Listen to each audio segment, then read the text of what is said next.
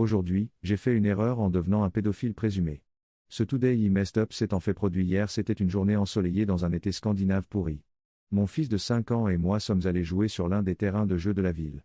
Ce terrain de jeu particulier possède une rivière artificielle vraiment sympa dans laquelle les enfants peuvent s'amuser. Inutile de dire que l'endroit était bondé.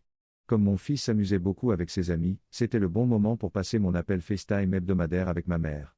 D'où mon erreur. Avance rapide de 5 minutes. Je suis toujours en train de discuter, allongé avec le soleil sur le visage. La vie est belle. Quand soudain, le soleil est littéralement bloqué par 4 ou 5 mères et pères qui se rassemblent autour de moi, l'air absolument en colère. L'un des pères dit, « Nous avons appelé la police. » Je n'avais aucune idée de ce dont ils parlaient. Et encore moins qu'ils voulaient dire qu'ils avaient appelé la police pour moi. J'ai demandé naïvement, « Oh, qu'est-ce qui s'est passé ?» Réponse, « Vous filmez nos enfants sans notre permission. » Et, attendez, quoi ? Alors que je suis toujours sur FaceTime avec ma mère, je regarde mon téléphone pour voir vers quoi je pointe ma caméra. Je vois une bande d'enfants aux fesses nues qui courent dans tous les sens, tandis que mon propre enfant s'est éloigné vers une autre partie de l'aire de jeu. J'ai désespérément essayé d'expliquer ce qui se passait, et que je ne filmais pas seulement des enfants au hasard. Mais j'étais tellement stressé que je ne trouvais pas les mots. Je vis dans ce pays en tant qu'étrangère et je ne maîtrise pas encore totalement la langue. Honnêtement, si j'étais à la place de ces personnes, je serais moi-même très sceptique quant à la situation. La foule s'est alors élargie à une quinzaine de personnes. Je me suis levé pour aller chercher mon enfant, quand l'un des pères m'a dit que je ne pouvais pas partir sans laisser mon téléphone. J'ai répondu, bien sûr que non. Cela m'a vite dégrisé et j'ai expliqué en termes plus clairs ce qui se passait. La situation s'est calmée et la plupart des parents sont partis. Mais il y avait 2 couples qui ne voulaient rien savoir et qui m'ont demandé de rester jusqu'à l'arrivée de la police.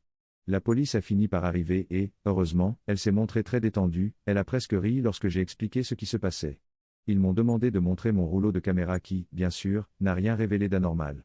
J'ai également montré mon historique d'appel, qui indiquait que j'avais effectivement eu un long appel téléphonique avec ma mère sur FaceTime.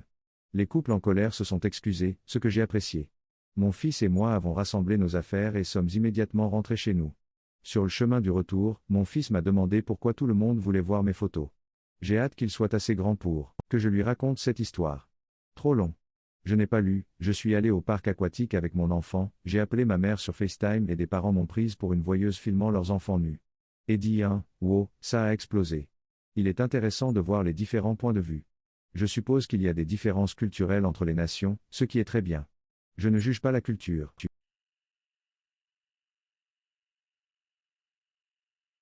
Aujourd'hui, j'ai réalisé que je n'avais pas utilisé ma carte graphique depuis plus de 2 ans. Il y a environ 2 ans, j'ai investi dans un nouveau PC équipé d'une GTX 1050. Je n'avais pas vraiment remarqué de différence de performance lorsque j'utilisais un ordinateur portable et j'avais du mal à comprendre pourquoi quelqu'un voudrait encore utiliser un PC s'il n'y avait pas tant d'avantages que cela. J'ai continué à l'utiliser jusqu'à il y a quelques jours, où j'ai finalement cédé et commandé une nouvelle carte graphique GTX 1660S. Évidemment, je m'attendais à ce que cette nouvelle carte soit bien meilleure que la précédente. J'ai eu tort. Je n'ai ressenti aucune différence. Ce n'est qu'à ce moment-là que j'ai réalisé que le câble HDMI avait été connecté à la carte graphique Intel pourrie qui est livrée avec tous les CPU Intel. Trop long. Je n'ai pas lu. Je n'ai pas réalisé que mon PC était connecté à la carte graphique merdique intégrée au lieu de celle que j'ai achetée. Et dit, pour ceux qui demandent si la 1050 est en vente, je vais l'offrir à mon frère.